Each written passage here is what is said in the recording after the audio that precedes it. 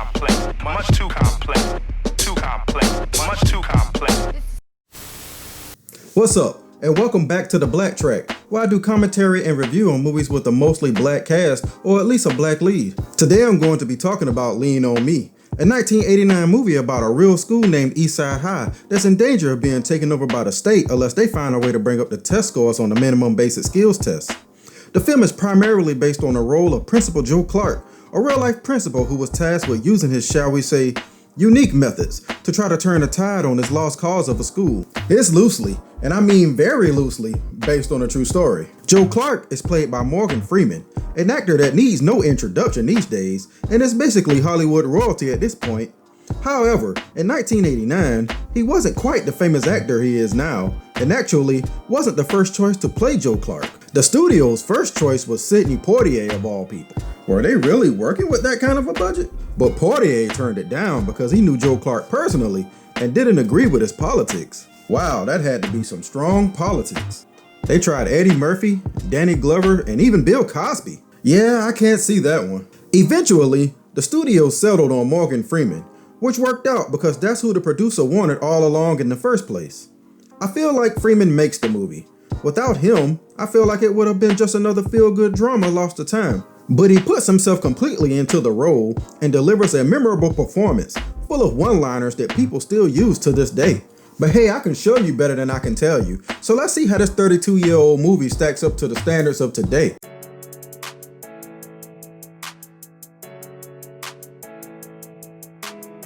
The movie begins in 1967, where Joe Clark is a teacher at a majority white school, and it's already stretching my limits of believability right out of the gate. First of all, we're only about 15 years removed from Brown versus Board of Education and only 2 years from the Civil Rights Act, but this black teacher is standing up here in this dashiki with a picture of Martin Luther King and Malcolm X quotes in the background. I know this takes place in the North and all, but I don't think even they were that woke yet. He even throwing stuff at them. The superintendent, Dr. Napier, who is played by Robert Gulliam, you know what? I don't know how to say dude's name, so you may recognize Robert from the TV show Benson, so I'm just gonna call him Benson from here on out. Anyway, Superintendent Benson probably just realized the error of his ways and calls Joe out of the class to inform him that the board voted on it and he's being transferred immediately. Mostly because he can't keep his mouth shut, and probably because his classroom looks like an NAACP office. We fast forward 20 years later, and if White Flight was a picture, I think it would be this. Eastside High has to have the worst janitor in the world. I wish I could get paid for 20 years for doing nothing. The school is now being overrun with drug dealing students and even drug dealing teachers. Check out this dude's operation.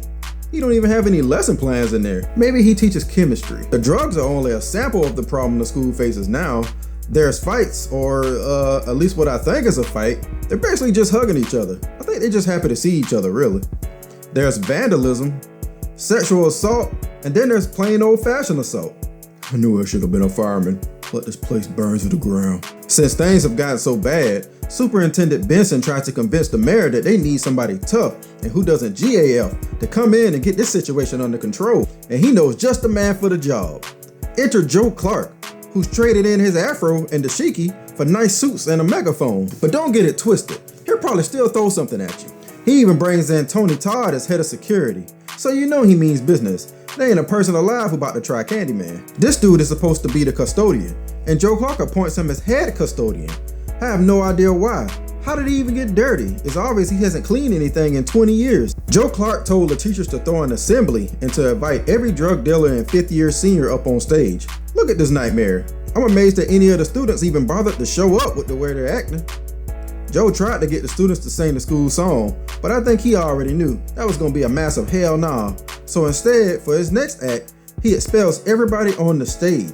And one drug dealer in particular is beyond pissed off to be losing access to most of his clientele. I don't need this school. I'm going in the Air Force, man. You know what I'm saying?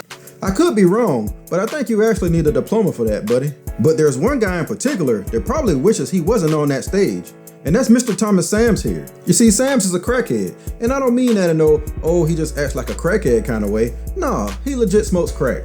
Back when I guess I gave you bragging right. He tries to beg to get back into the school, but Joe Clark isn't convinced, so he gives him a little test. Go on, jump. No, I don't want to jump. Yes, you do. You smoke crack, don't you?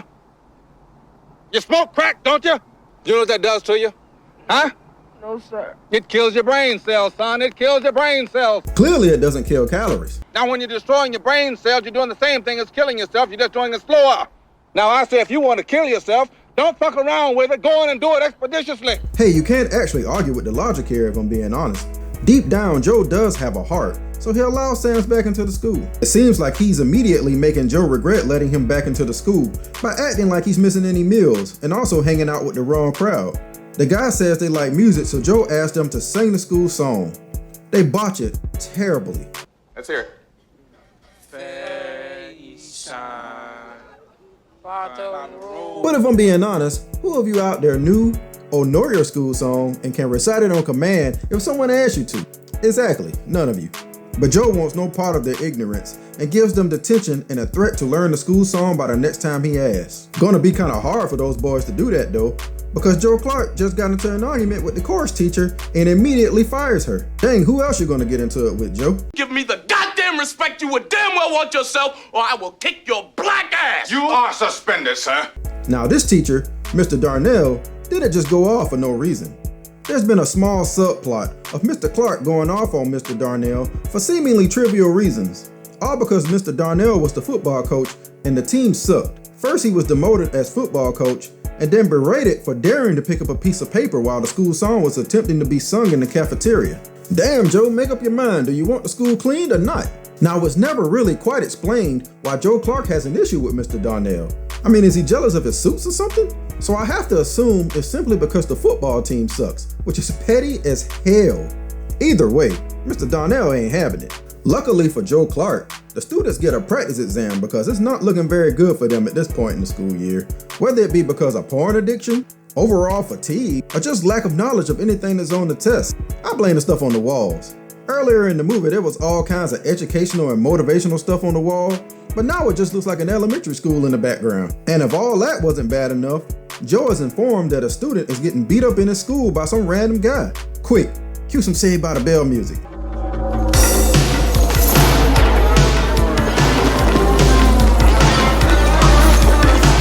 Is that really the best dramatic action song that they could come up with? The student is getting beat up by the same drug dealer earlier that said he was going to come back and get Joe Clark. He must have gotten confused when he saw this dude wearing a suit earlier because he's way off. When he sees the real Mr. Clark, he takes off running, but he didn't count on Sam's here trying to earn his freedom papers by flipping on his drug dealer. Come on, old man. I've been waiting for this. Come on. No, you wasn't. You just tried to run. Joe hits him with the one-hitter quitter and tells Candyman, hey, when I tell you to take out the trash, I mean all the trash, not just the ones in the kitchen. Also, who's this random guy taking pictures? What is he, on the yearbook staff? He looks too old to be a student. That would be a weird picture for the yearbook. Candyman says somebody actually let this dude into the school, and if you listen closely, you can hear all the students blame a random dude in his hilarious reply. Someone must have let him in from the inside. This event makes Joe decide to put locks on all the doors, which I must admit is a bit of a fire hazard. Okay, so the dude earlier was a photographer for the news. Well, how did he get into the school? Was he just there the entire time pretending to be a student until he got his scoop? So weird. People are outraged that the doors are being chained, and Superintendent Benson is catching hell for everything that Joe Clark says and does. He's fired up and reminds Joe who the boss really is, and he's the only guy who can put Joe Clark in check, really. Honestly, this is the best scene in the movie, and they are actually both right in their philosophies and what they're saying. This is just two great actors going back and forth, making you believe that they believe in everything that they're saying. At the end, everything is all good because, you know, they homies. Joe Clark is eventually approached by the fire chief outside the school because of the chains on the door. And Joe is now treating the school like his own personal property at this point. What the hell is the bat for? So I can get my catchphrase in. Don't act brand new. They used to call me Crazy Joe. Well, now they can call me Batman. Sam's is chilling on his lunch when Mr. Clark catches him in the hallways. He wants to know what he's up to, and I commend Sam's for not snitching, but Joe is smarter than that. Sam's was headed to see the guys who Joe Clark told to learn the school song or else. Joe Clark strikes me as a 3-strike rule kind of guy, so you guys might want to come with it. And come with it they do, giving Joe some of that old soul that he probably grew up on. Fair Eastside,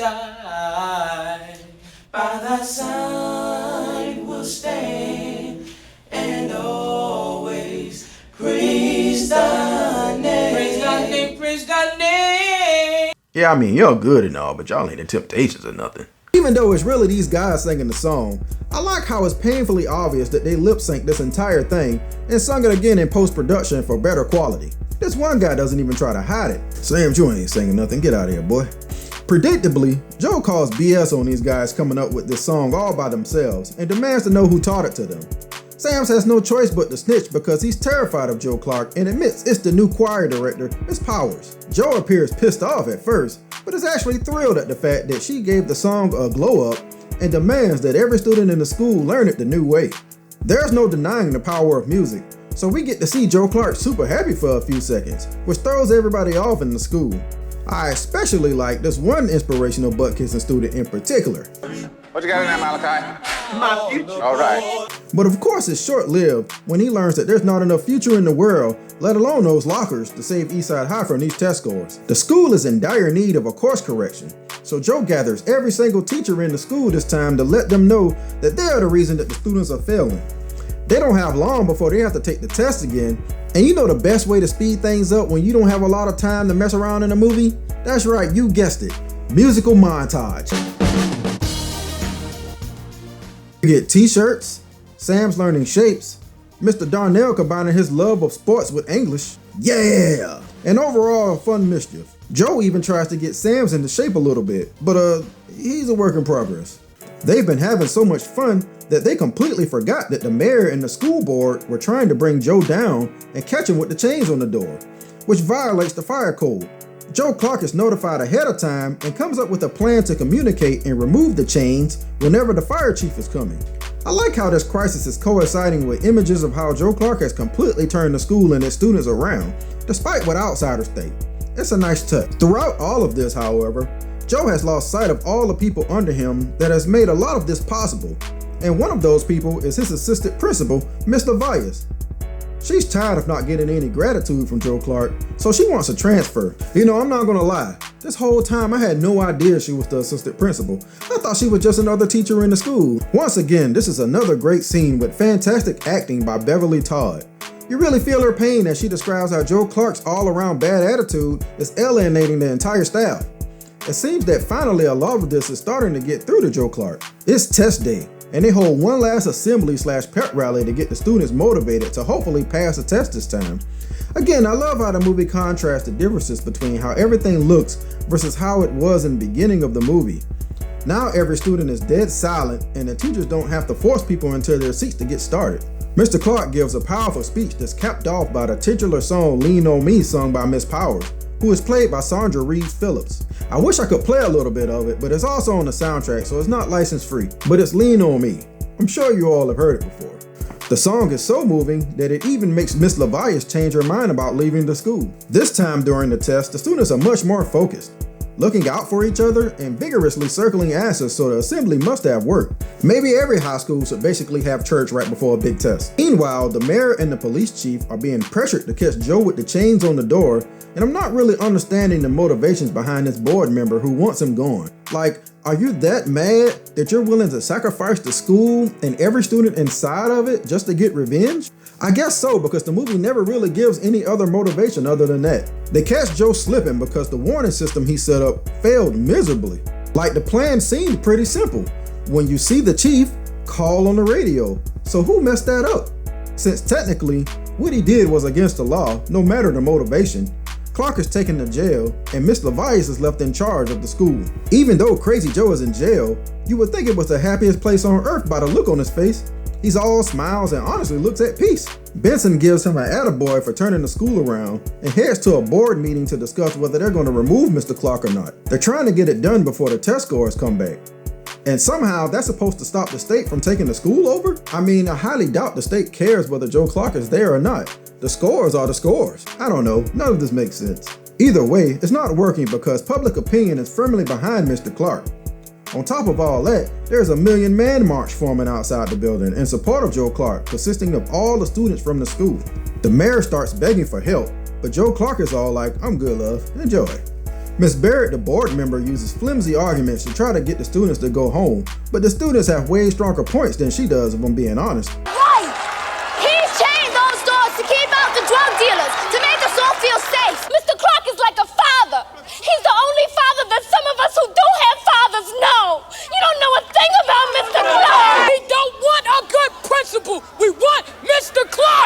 Joe Clark eventually comes out, and despite his best efforts, he can't do anything either. Somebody about to throw a chair in a minute, Joe, if you don't do something. Miss Levias conveniently shows up with the test scores that determine the fate of the school and Mr. Clark. Predictably, enough of the students pass the test to prevent the state from taking the school over. Everybody celebrates, and since the mayor or the board never had his back to begin with, Joe leaves them with a few parting words as we roll credits. On behalf of myself, and on behalf of the students of Eastside High, you can tell the state to go to hell.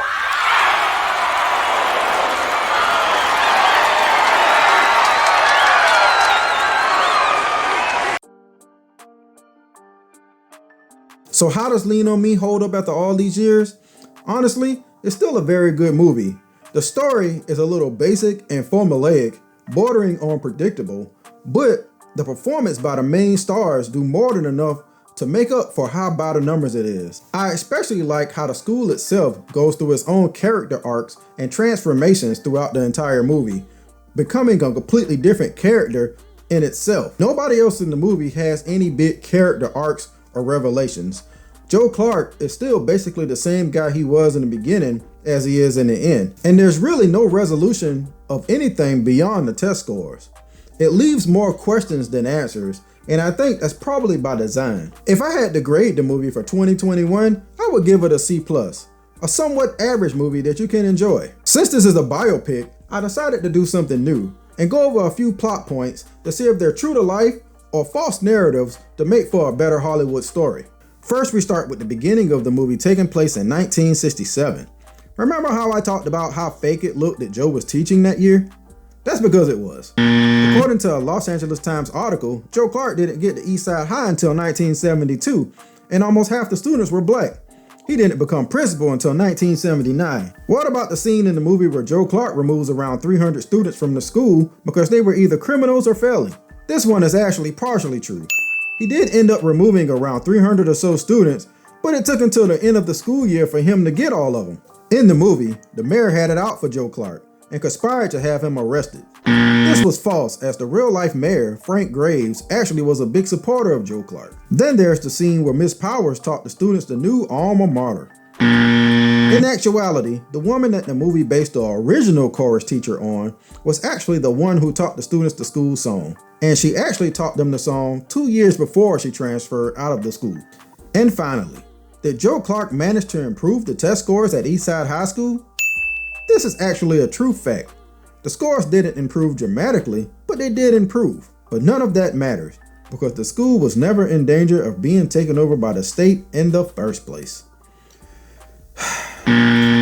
So in terms of biopic truthfulness, the movie gets a D. The movie is mostly fiction, but don't let that keep you from enjoying a good story. And that does it for this episode. Make sure you like, share, subscribe, and turn on notifications so you can join me here as I BlackTrack to all our favorite black movies. Until then, I'll holler at you.